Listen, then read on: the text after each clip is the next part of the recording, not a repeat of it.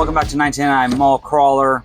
So today I'm going to do a loose tutorial on the quote-unquote Molle panels I made.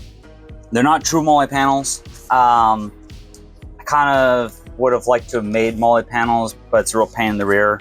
They cost a fortune, a small fortune, especially if you get some made for a specific vehicle, which they don't have for my Jeep YJ, and which is just fine also. I'm kind of mulling over this idea for a couple of years now, and I like Molle panels, but I find them kind of restrictive, especially for random products like my air hose for my onboard air. You know, my little I got a emergency battery jumper, car jumper starter, and that has its own bag, so I don't really need a Molle pouch for that. I think, am I saying it right? Molle? Whatever. So I wanted to, I've been mulling around for a while, every now and then, thinking about a more universal system, so to speak. And I ran across this gentleman, his post on SE Knives forum. I'll share the link below. This is an insert that he made for a backpack. And I was like, oh, it's pretty genius. And way easier than cutting out CNCing, or I don't have a CNC, but routering out holes, square holes. And the other issue is I tried 3D printing one, and I just used regular PLA, but it got all twisted up and all funkied up. I did it probably like a year ago, and I was like, this kind of sucks. And I tossed it in the back of my Jeep. And then, I don't know, I guess the heat or the cold or something kind of warped it up. So I decided to do another system, which is basically plywood with Paracord. Nothing that crazy. I call it a loose tutorial because this is made for my YJ. If this could fit in anything. I mean, you know, you can make this in any shape you want, fit any car you want, whatever you want to do. All right. So that's the idea. So first off, you got to make a template. I did the top of my wheel, my wheel wells, and also I had the 6x9 boxes that sit up against the wheel well and the roll bar and the Jeep YJ. And I wanted to cover those two because I have some crappy, I don't know what the hell. I mean, it's a cup holder, but like it's made from mugs. I don't know what year they think it is. Like, I don't know. Like my dog and my 10-year-old does not drive around in the back seat with a mug of cocoa or coffee. Okay. Anyway, so I was going to cover that up because it's a totally useless piece of crap on top of the speakers. So there you go. My overall dimension was 10-inch by 28.5-inch. If you notice, I did have a wing on the cutout around the roll bar, the slanted one, but I got rid of the wing just because I don't know. Maybe I should have kept it, but whatever, I didn't. Word of advice, if you want them to be removable, mine are removable. Shorten up that 28.5, makes your life a little bit easier. I can get mine out, but I have to kind of, I don't know, jockey them back and forth and then kind of slip them out. It's kind of a pain in the rear. I'd probably go like 26-inch and even just 27, you know, you guys got to dry fit it. Okay, so first thing I did was I always thought I was going to build these in ABS plastic or Kydex. I had kind of a cool idea to actually use Kydex to bend it up to hide the lip of the body that goes over the wheel well, to clean that up. I don't know why, because it would have kind of looked cool, but I abandoned the idea. This was 1/8 inch and Kydex, and it just, I don't know, it's flimsy. The ABS plastic I have was flimsy too. I don't know. I've worked with Kydex before. I'm fairly comfortable with Kydex, and I wouldn't blame someone for using it. It was just, I don't know. I didn't like it. I wasn't feeling it when I was working with it. All right, let me just put it that way. So I went to Lowe's and got what I usually am comfortable working with, or more comfortable. Also cut the cost down. Of course, I cut the cost down after I cut the Kydex, but whatever, we're not going to get into that. Anyways, that's the way it always goes. I went to Lowe's, got a 1/2 inch by 24-inch by 48-inch piece of blonde wood, $27. Started cutting that up. I mean, I have a lot of these tools that made my life easier that I use for work. But honestly, you could make this whole entire thing with just a jigsaw and a drill, like, you know. So anyways, get the template. Obviously, pretty self-explanatory. Cut that out.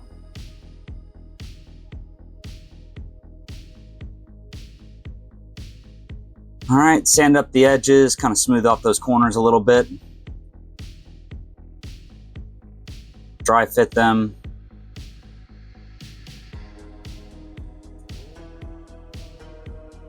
So here I was trying to get dimensions. The other thing that kind of bothers me with Molle panels is if you get some Chinesium, some cheap pouches, sometimes they don't fit the Molle panel, other times they do. Sometimes the Molle panel doesn't fit like the mil spec. It's just, you know, because God knows what, I guess they use millimeter, I don't know, whatever. It doesn't really matter, right?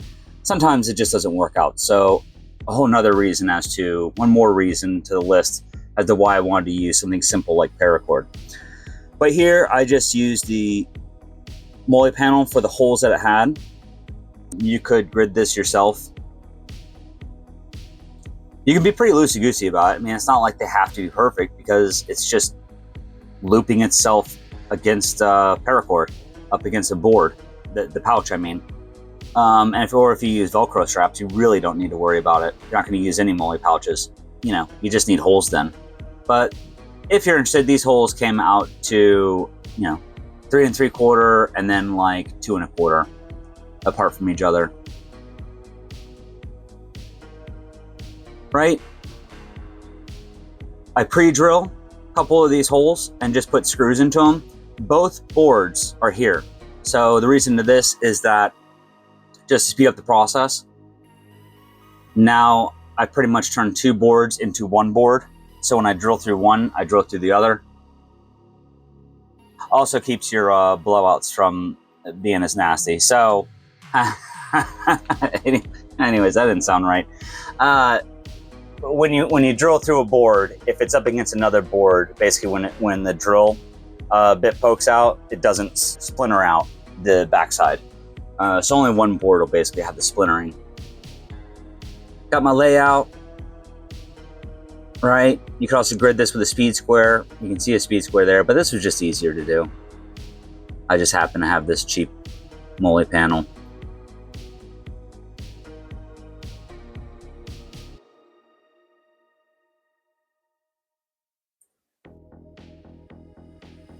So here's where my brain kind of kicked in. I didn't like the edges. I wanted to maximize using this board. But the holes were way too on the edge, and I knew that that wasn't going to work out too well. So instead of having actual holes, I made sure that my mil spec would fit, which obviously it would. I don't know. Throughout this whole entire project, even thinking about it for, I mean, I've been thinking about this for like, I don't know, more than a year. I kind of got wrapped up with like the dimensions of Molle panel and all that, and honestly, yo, fuck it, just do the Paracord. It'll fit, okay? The only thing you have to worry about is the up and down, not the width of the pouches, but the up and down. But if you're too close, obviously it's Molle, so you just wrap it into itself until it's tight enough to match whatever you used. Anyways, hopefully that makes sense. So for the edges, instead of actually doing holes all on the edges, I did notches. Now, again, I have a router, so I'm kind of lucky in that regard. If you don't have a router, again, a jigsaw, and you literally put little notches, like little diamond, half a square, so to speak, right? 45 from one end, 45 from the other end. There you go. You have a notch, and you will get a full. If that's a 10-inch board, you will have Paracord from 10-inch to 10-inch, from edge to edge, right? After that, I get to pre-drilling all my holes. And I used a 5/16 bit for the actual holes. Again, no real reason I used the 5/16, just what I had.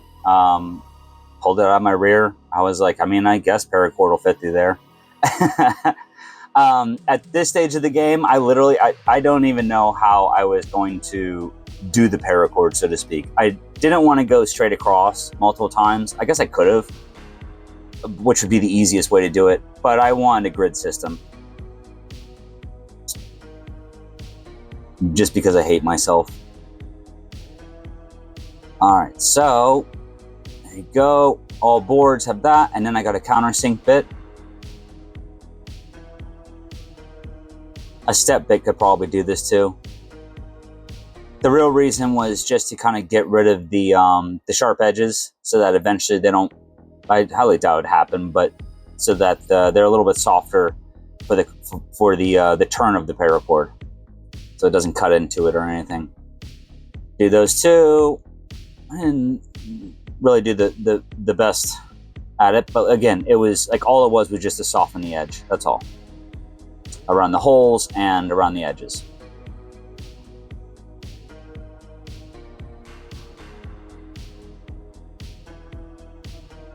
So I did the top, bottom, both boards, and this is what it looked like. All the green is where I have a notch and a hole. Then get to painting. I used bed truck coating, liner, whatever you want to call it. This isn't the first time I've had painted wood in my Jeep. My center console is made out of wood and just painted black. Not even bed liner, just painted black. Same on my false floors that for storage I have in front of my rear seat. And I've never had any issues, especially with like moisture and stuff. It just never had any. So hit that up, and then when it's dried, now it's time to put on your magnets. I use these. These are 30 pounds. They stick on pretty well. If you want this where you don't want them removable, you could still use magnets. I mean, they sell like up to 60 pound, 80 pound. Dude, you do like 380 pounds, you ain't getting it off. You could tip that Jeep, and I wouldn't guarantee, but I almost bet it ain't gonna go anywhere. The reason I use magnets is because I want them to be removable. Also, I'm tired of putting holes in my Jeep. And another reason is it was good for a standoff. So if it does get wet under there, or I have my sides off and it rains or whatever, I wanted an air gap between the board and the actual metal part of my panel, my wheel well, right? So originally I thought I was gonna screw them through from the underneath, but they were threaded. So the actual magnet was the nut, so to speak, and the bolt. So I bolted them through. So they were 8mm. So got a spade bit that fit, and basically drilled halfway through it with the spade bit, so that the head would be flush or a little countersunk. Just got to make sure that you have enough room. You have a spade bit large enough for your actual socket, obviously. I mean, if you don't, you'll figure it out real quick. So I did 3 of these, 2 on the fatter end and 1 in the middle of the strings of the paracords. 1 in the middle of the paracords up on the skinnier end. And if I did 4, probably would have stuck even better. The only thing you have to worry about is that there are ridges in the wheel well, so you got to watch out for that. You don't want like one magnet on one of those ridges and then the other 2 off. It'll make it wobbly. So just make sure you get that spacing right. If you go outside and look at a Jeep wheel well, you'll see. All right, so here is where I start the stringing of the paracord. This took me a few times. Again, just literally pulling stuff out my ass, but I finally found a system. So, and I mean, this right here actually took the longest out of everything, because I didn't know how to get a grid. I'm not good with paracord. My dad's a genius with it. I am not. So basically what I did, I put magnets on just for the picture, just so you can, because everything's black, just so you can definitely see the contrast. So this is the bottom. The bottom zigzags. You know, from whatever, you can see the zigzag, right? I don't really know how to explain that. And then on the front, that creates all of them straight across. So then I took the furthest corner, because you want to use those. Actually, I came out and over, and then onto the bottom notch, and then from there would go over to the next adjacent hole. And then out, every single time you do a paracord loop-de-loop, you want it over the cross, over the big long crosses. This kind of keeps it all taut. Right? So then, you can actually see where I messed up right there. I go back and fix it, because I literally just said put it over the cross bands. Yep, like that. not like that. So I redo it. This paracord, it was like it was a spool of 100 feet, and I still had, I don't know, close to a third of it left. So I guess you could say like 30 feet for each panel, just a guess. Yep. So, and so you go up to, then cross over, come out the back through the backside, cross over through the backside, and then skip a row and then back down. Hopefully this makes sense, and you can hopefully you can figure this out. It's kind of mind-blowing to me. Once you get the hang of it, and maybe you're smarter at paracord than I am, probably are. I couldn't find anything online. I mean, also my Google flu kind of sucks with this. I was like, how to paracord a panel? Like, yeah, I was like, what the fuck are you talking about? All right, so, but it once you figure out a system, it starts to make more sense, and you're like, oh, okay, you know, and then you get it. The top part where I finished it all off, that's where I get kind of lost. I don't even know if I could. I did one and then I copied to do the other. I guess I could probably figure out again, but I'm not even going to try to explain it. I'll let this ride out and you can watch me.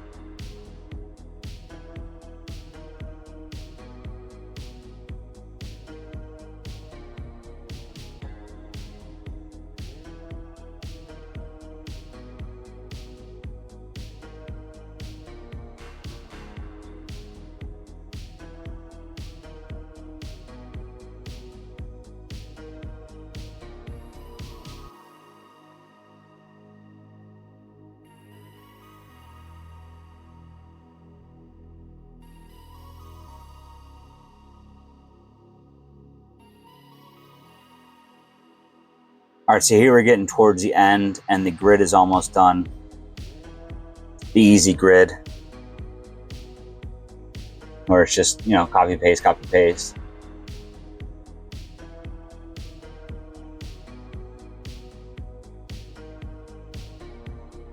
So I literally just kind of BS the solution towards the end. And both ends ended up on the bottom.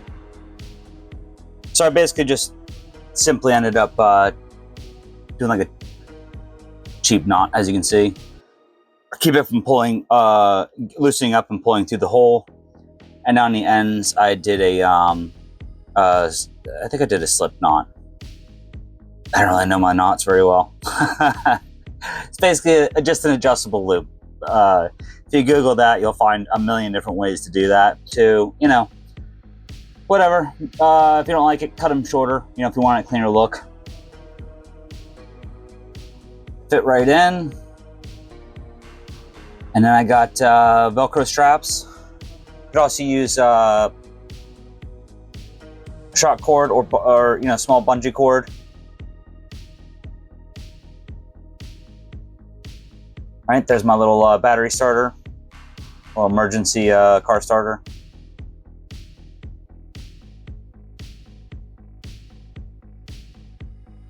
All right, Schluter's pop-up doohickey, a strap. It's a water bowl, pop-up water bowl. My winch controller, air hose, sidewinder thing. See, so like that, you can't really do that with Molle panels. Not too hard. Lots of times overthought by people because they want actual Molle panels, which I understand. They look cool, but nah, man, nah. Not the juice ain't worth the squeeze, in my humble opinion. So hopefully you guys enjoy this. Again, there's lots of different things you could do. You can make two smaller panels. One rips out a lot easier than the other one. All sorts of stuff to use different colors. You don't have to use wood. You could even stain the wood. I actually thought about that. I just had already bought the truck liner. Staining it would have looked like really cool. So anyways, there you go. Hope you guys enjoy it. Please like, subscribe, all that good stuff. All right? See you on the next one.